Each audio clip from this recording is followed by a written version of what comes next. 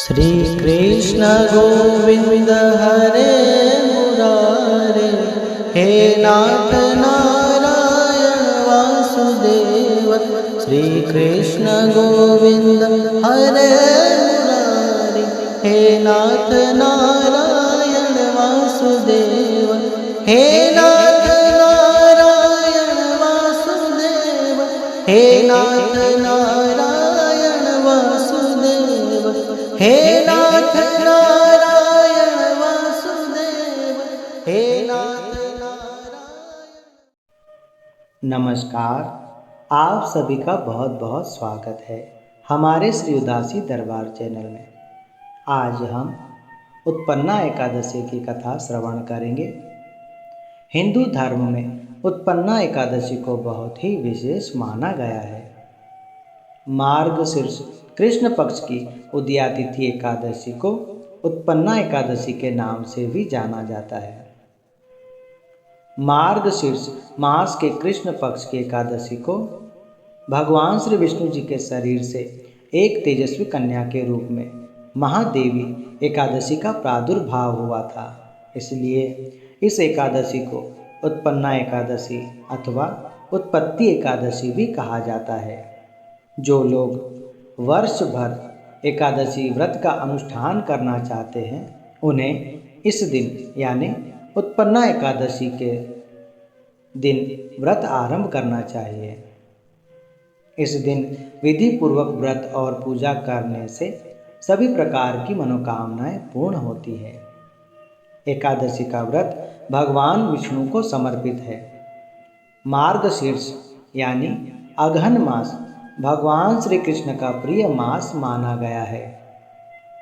भगवान श्री कृष्ण भगवान श्री विष्णु के ही अवतार है, इसलिए इस दिन भगवान श्री कृष्ण की पूजा का विशेष महत्व कहा गया है। एकादशी पर भगवान श्री विष्णु और माँ लक्ष्मी की पूजा की जाती है। एकादशी तिथि पर प्रातःकाल उठकर स्नान आदि करके व्रत का संकल्प लेना चाहिए। इसके बाद भगवान श्री विष्णु की पूजा आरंभ करें। इस दिन शाम को भगवान विष्णु की पूजा का विधान और शाम की पूजा में माँ लक्ष्मी जी की भी पूजा करनी चाहिए और घर के मुख्य दरवाजे पर घी का दीपक जलाएं। ऐसा करने से लक्ष्मी जी का आशीर्वाद प्राप्त होता है। इस दिन दान का भी विशेष महत्व बताया गया है और इस दिन अपने सामर्थ्य अनुसार जरूरतमंदों को दान करना चाहिए। आइए अब हम उत्पन्ना एकादशी व्रत कथा श्रवण करते हैं। सूत जी बोले, हे ऋषियों, इस व्रत का वृत्तांत और उत्पत्ति प्राचीन काल में भगवान श्री कृष्ण ने अपने परम भक्त युधिष्ठिर से कही थी, वही मैं तुम्हें सुना रहा हूँ। एक समय युधिष्ठिर ने भगवान से पूछा था कि एकादशी व्रत किस विधि से किया जाता है और उसका क्या फल प्राप्त होता है। उपवास के दिन जो क्रिया की जाती है, आप कृपा करके मुझसे कहिए। यह वचन सुनकर भगवान श्री कृष्ण बोले, हे युधिष्ठिर, मैं तुम्हें एकादशी के व्रत का महात्म्य कह रहा हूँ, तुम ध्यानपूर्वक सुनो। सर्वप्रथम हेमंत ऋतु में मार्गशीर्ष कृष्ण एकादशी से इस व्रत को प्रारंभ किया जाता है। एकादशी के दिन प्रातःकाल उठकर स्नान आदि करके सबसे पहले व्रत का संकल्प करें। पश्चात धूप, दीप, नैवेद्य आदि 16 चीज़ों से भगवान का पूजन करें और रात को दीप दान करें। सारी रात भजन कीर्तन भगवान के गुणों का गान करना चाहिए। जो कुछ हमसे जाने अनजाने में पाप हो गए हों, उनकी क्षमा मांगनी चाहिए। धर्मात्मा पुरुषों को कृष्ण और शुक्ल दोनों पक्षों की एकादशियों को एक समान समझना चाहिए। इनमें कोई भेद नहीं करना चाहिए। जो मनुष्य ऊपर लिखे हुए विधि के अनुसार एकादशी का व्रत करते हैं, उन्हें शंखोद्धार तीर्थ में स्नान करके भगवान के दर्शन करने से जो फल प्राप्त होता है, वह एकादशी व्रत के 16वें भाग के भी समान नहीं है। अश्वमेध यज्ञ करने से 100 गुना तथा 1 लाख तपस्वियों को 60 वर्ष तक भोजन कराने से 10 गुना, 10 ब्राह्मणों अथवा 100 ब्रह्मचारियों को भोजन कराने से 1000 गुना पुण्य भूमि दान करने से होता है। उससे 1000 गुना पुण्य कन्यादान से प्राप्त होता है और इससे भी 10 गुना पुण्य विद्या दान करने से प्राप्त होता है। विद्या दान से 10 गुना पुण्य भूखे को भोजन कराने से होता है। अन्नदान के समान इस संसार में कोई ऐसा कार्य नहीं जिससे देवता और पितृ दोनों तृप्त होते हो, परंतु एकादशी के व्रत का पुण्य इन सबसे अधिक होता है। हजारों यज्ञों से भी अधिक इसका फल होता है। इस व्रत का प्रभाव देवताओं को भी दुर्लभ है। रात्रि को भोजन करने वाले को उपवास का आधा फल मिलता है और दिन में 1 बार भोजन करने वाले को भी आधा ही फल प्राप्त होता है, जबकि निर्जल व्रत रखने वाले का महात्मा तो देवता भी वर्णन नहीं कर सकते।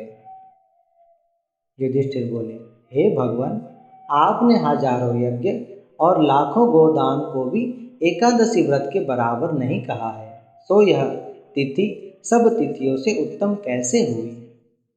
भगवान बोले, हे युधिष्ठिर, सतयुग में मूर नाम का एक दैत्य था। वह बड़ा बलवान और बड़ा भयानक था।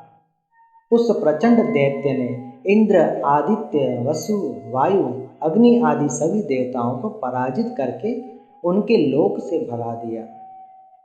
तब इंद्र सहित सभी देवताओं ने भयभीत होकर भगवान शिव जी के पास आकर उन्हें सारा वृत्तांत सुनाया और बोले, हे कैलाशपति, हे भोलेनाथ, मूर दैत्य से भयभीत होकर सभी देवता मृत्यु लोक में भ्रमण कर रहे हैं, इसलिए आप हमारी रक्षा करिए। तब भगवान शिव ने कहा, हे देवताओं, तीनों लोकों के स्वामी, भक्तों के दुखों का नाश करने वाले भगवान श्री विष्णु की शरण में जाओ, वे ही तुम्हारे दुखों को दूर कर सकते हैं। भगवान शिव जी की यह बात सुनकर सभी देवता क्षीर सागर में पहुँचे, जहाँ भगवान श्री विष्णु जी शयन कर रहे थे। उन्हें देखकर सभी देवता उनकी स्तुति करने लगे कि हे देवताओं के द्वारा स्तुति करने योग्य प्रभु, आपको बारंबार नमस्कार है। देवताओं की रक्षा करने वाले मधुसूदन, आपको बारंबार प्रणाम है। आप हमारी रक्षा करें। दैत्यों से भयभीत होकर हम सब आपकी शरण में आए हैं। आप इस संसार के कर्ता, माता पिता, उत्पत्ति और पालन करता और संहार करने वाले हो। सबको शांति प्रदान करने वाले हैं। आकाश और पाताल भी आप ही हैं। आपके सिवा तीनों लोकों में चर तथा अचर कुछ भी नहीं है। इसलिए हे प्रभु, आप सभी जीवों को पालने वाले हैं। आप हमारी रक्षा करिए। हे भगवान, दैत्यों ने हमको जीतकर स्वर्ग से भ्रष्ट कर दिया है और हम सब देवता इधर उधर भागे भागे फिर रहे हैं। आप उस दैत्यों से हमारी रक्षा करिए। इंद्र के यह वचन सुनकर भगवान श्री विष्णु बोले, हे इंद्र, ऐसा मायावी दैत्य कौन है जिसने सब देवताओं को जीत लिया है? उसका नाम क्या है और उसमें कितना बल है और उसके किसके आश्रय में है तथा उसका स्थान कहाँ है? यह सब मुझसे कहो। भगवान के यह वचन सुनकर इंद्र बोले, हे भगवान, प्राचीन समय में एक नाड़ीजंग नामक राक्षस था। कई विद्वान उसे तालजंग भी कहते थे। उसे महापराक्रमी और लोक विख्यात मुर नाम का एक पुत्र हुआ। उसी मुर दैत्य की चंद्रावती नाम की नगरी है। उसी ने सब देवताओं को स्वर्ग से निकालकर वहां अपना अधिकार जमा लिया है। उसने इंद्र, अग्नि, वरुण, यम, वायु, ईश, चंद्रमा, नैऋत आदि सभी के स्थान पर अपना अधिकार कर लिया है। वह स्वयं सूर्य बनकर स्वयं ही प्रकाश करता है, स्वयं ही मेघ बन के बैठा है और सबसे अजेय है। हे असुर निकंदन, उस दुष्ट को मारकर देवताओं को उसकी पीड़ा से मुक्त कर उन्हें अजेय बनाइए। यह वचन सुनकर भगवान ने कहा, हे देवताओं, मैं शीघ्र ही उसका संहार करूंगा। तुम चंद्रावती नगरी जाओ। इस प्रकार कहकर भगवान सहित सभी देवताओं ने चंद्रावती नगरी की ओर प्रस्थान किया। उस समय दैत्य मूर सेना सहित युद्ध भूमि में गरज रहा था। उसकी भयानक गर्जना सुनकर सभी देवता भय के मारे चारों दिशाओं में भागने लगे। तब स्वयं भगवान रणभूमि में आए तो दैत्य उन पर भी अस्त्र शस्त्र आयुध लेकर दौड़ पड़े। भगवान ने उन्हें सर्प के समान अपने बाणों से बीध डाला। बहुत से दैत्य मारे गए, केवल मूर बचा रहा। वह अविचल भाव से भगवान के साथ युद्ध करता रहा। भगवान जो जो तीक्ष्ण बाण चलाते वह उसके लिए पुष्प बन जाते। उसका शरीर छिन्न छिन्न हो गया, किंतु वह लगातार युद्ध करता रहा। और इस बीच भगवान और मूर के बीच मल्ल युद्ध भी प्रारंभ हो गया। 10,000 वर्ष तक उनका युद्ध चलता रहा, किंतु मूर नहीं हारा। जब भगवान युद्ध करते हुए थक गए तब भगवान बद्रिक आश्रम चले गए। वहाँ हेमवती नामक सुंदर गुफा थी। उसमें विश्राम करने के लिए भगवान उसके अंदर प्रवेश कर गए। यह गुफा 12 योजन लंबी थी और उसका एक ही द्वार था। विष्णु भगवान वहाँ योग निद्रा में सो गए और मूर भी भगवान का पीछा करते करते वह उस गुफा में जा पहुंचा। उस समय भगवान अपनी योग निद्रा में लीन थे। तभी मूर राक्षस ने उनको मारना चाहा और जैसे ही राक्षस ने अपना हथियार उठाया तभी भगवान श्री विष्णु के शरीर से एक देवी प्रकट हुई जो अनेकों अस्त्र शस्त्रों से सुसज्जित थी। और फिर उस देवी और राक्षस मूर में भयंकर युद्ध हुआ और उन्होंने मूर राक्षस का अंत कर दिया। दानव के मारे जाने पर भगवान जाग उठे और उन्होंने दानव को धरती पर पड़ा देखा और पूछा, मेरा यह शत्रु अत्यंत उग्र और भयंकर था, इसका वध किसने किया? देवी बोली, हे स्वामी, आपके ही प्रसाद से मैंने इस महाराक्षस का वध किया है। भगवान ने कहा, हे कल्याणी, तुम्हारे इस कार्य से तीनों लोकों के मुनि, जीव और देवता आनंदित हुए हैं। इसलिए तुम्हारे मन में जैसी भी रुचि हो उसके अनुसार मुझसे कोई वर मांगो। देव दुर्लभ होने पर भी वह वर मैं तुम्हें दूंगा। देवी बोली, हे प्रभु, यदि आप प्रसन्न हैं तो मैं आपकी कृपा से सब तीर्थों में प्रधान, समस्त विघ्नों का नाश करने वाली तथा सभी प्रकार की रिद्धि सिद्धि देने वाली हो जाऊं।